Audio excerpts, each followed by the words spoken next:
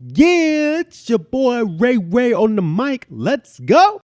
Mic check, mic check. Welcome to On the Mic with Ray White, where we share life lessons, encourage self-reflection, and equip you to take action. My name is Ray White, and I am juiced that you're taking time to listen to this episode today. And I'm often thinking in models and frameworks, especially ones that help me as a leader. And when I come to the mic, comes to podcasts, I feel like it's important to share that with y'all too, because it could benefit you in the way that you lead, the way that you organize yourself, lead your teams, create belonging workplace cultures, and continue just to be the best leader that you could be in the space, right?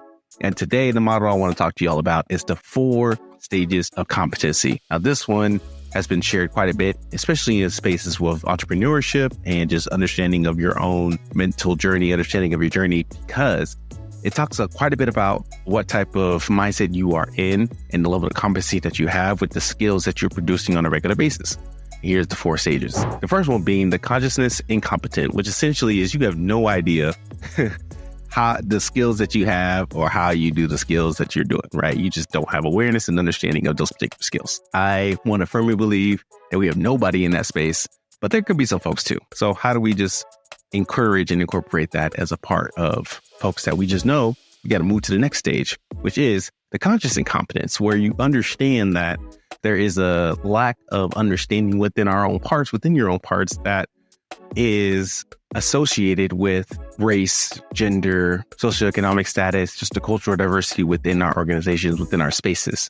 And that understanding is honestly the first step, right? Knowing that I know that there is some incompetence when it comes to my cultural awareness and cultural understanding of the people around me. I know I don't know much about the communities that are different than my own identity. I know that there are people out there who I do not have a relationship with, or I do not know the plight of their experiences. That is okay.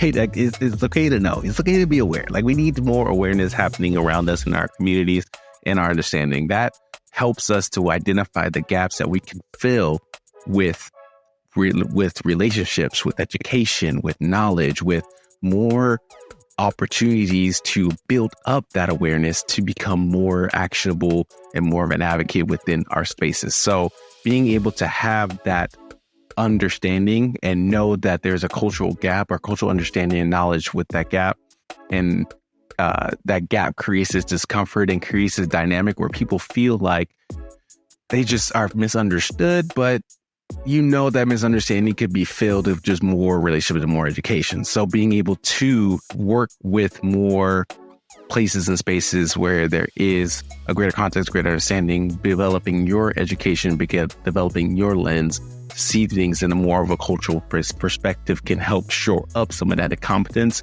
And the fact that you know that there's incompetence there is a great first step to move towards. So have a strategic plan to move yourself from knowing that there's a gap to filling that gap with more knowledge, education, workshops, building relationships with people, having people to help guide you, being community to guide you in that space, right? As you move from becoming conscious incompetent, then the next stage, which is conscious competence, where you know, right? You know that there is a gap, or you know that there's cultural differences and dynamics within the world, within your workspace, but then you are competent and know how to navigate it, right? You know how to understand and see things from people's perspectives and respect those perspectives as a part of your leadership, as a part of your culture.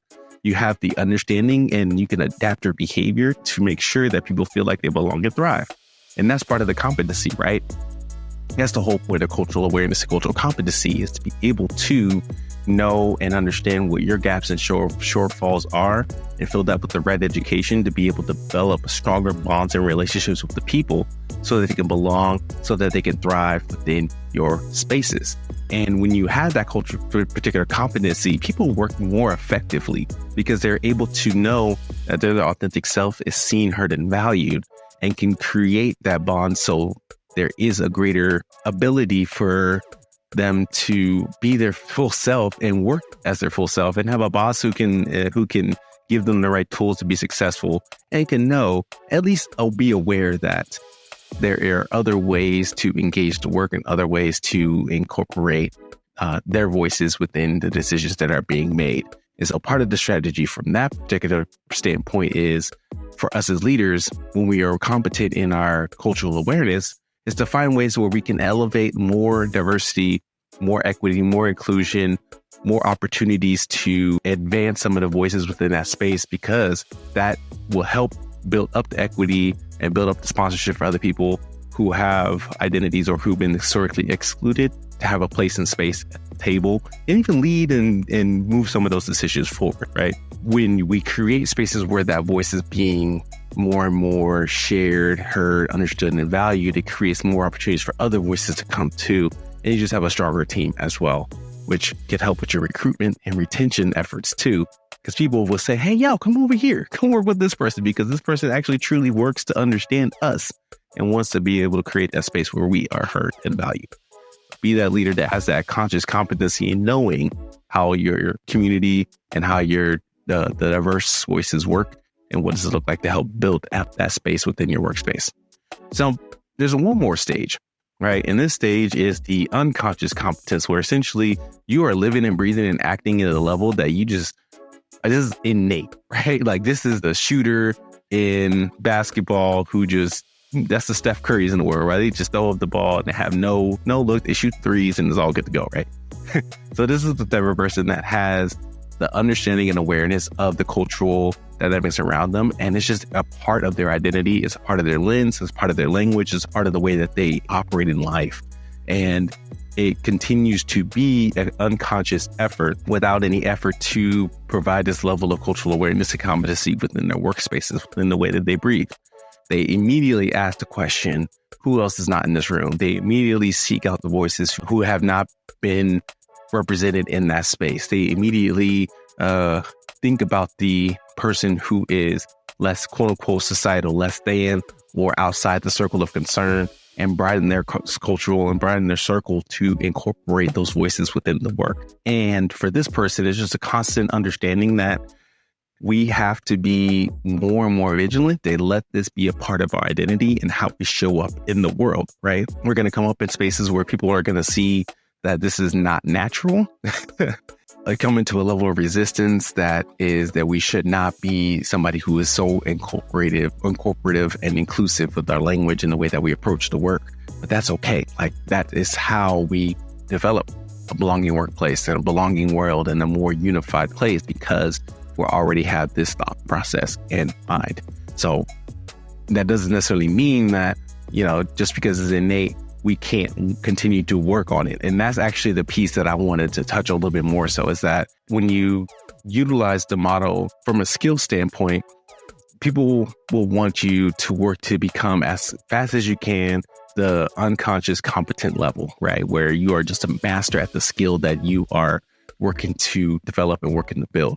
Whereas second nature, you don't have to think about it, you just do. I think there's a scary part of doing that within a cultural understanding space or cultural competency space, because culture, people, dynamics are often changing. We are often changing human beings. Cultures are often changing entity. It's not just a set type of thing, like learning how to run a computer, learning how to speak or whatever. Like these are things that continue to change over generation and over time. And so we will never master cultural competency. Like, I just want to already put that out there. Like, cultural competency is something we could never master, because it's a continuous learning process that we build when we continue to be in relationship and build stronger awareness of ourselves and the people around us. And that's where that emotional intelligence comes into play, where we're able to be more and more understanding of how we show up and how others show up. And the more that we build relationships with other people, the more our knowledge and understanding of how the world works, then we can create that and put that as a part of our leadership lens to become better leaders. So there is no mastery when it comes to cultural competency, but there is a way to where we can embed this as a part of our language and a part of our work, which is where this level comes into play. And how can we then immediately have an equity lens in the way that we lead, in the decisions that we make and who we bring in. And it doesn't have to be a cheat sheet or a piece of paper or a reminder from somebody else that we have to live this way. It is something that's just already what we do. But we have to keep staying vigilant and staying active in learning, in the reading, in building relationships, and engaging and understanding who is not seen in our world, and how do we make sure that they are seen in our leadership, and encourage other people to have their voice be seen too. In the cultural competency space, the 4 stages of competency still is relevant and still plays a role in the way that we lead. And while I don't believe there are people who are unconsciously incompetent out there, that's my belief. I do not believe that. I believe there is some level of cultural awareness. And honestly, we all live in that space of culturally incompetent and culturally competent space. And if once we be able to understand where we are and what stage we're in, we're able to create a plan to then set, okay, this is how I can continue to grow. This is how I can develop. This is the type of books I need to read. This is the type of questions I need to ask myself. These are the people that I need to engage with to understand and to help see the world through their lens and incorporate that perspective in my lens and work to become a better leader in that space. And so I would love for you all to process this of what does the 4 stages of competency look like within you and your leadership? How are you mirroring this within the cultural competency space? And what does it look like for you to develop that and become more and more stronger in this space as well? As you ask these questions, there's 2 things I want you to do. One, I'll have a cheat sheet or a guide in the show notes to where that kind of highlights this episode and some of the lessons and findings that I found too, and some of the tactics that you can utilize as well to help you in your cultural competency journey. I believe that's important. I believe that's valuable. That's for y'all. Y'all can have it, right? And I also think that while it's important for us to do the work and do the understanding to work through these competency levels, it's also important to have a guide and a trusted advisor that guides you through that, right?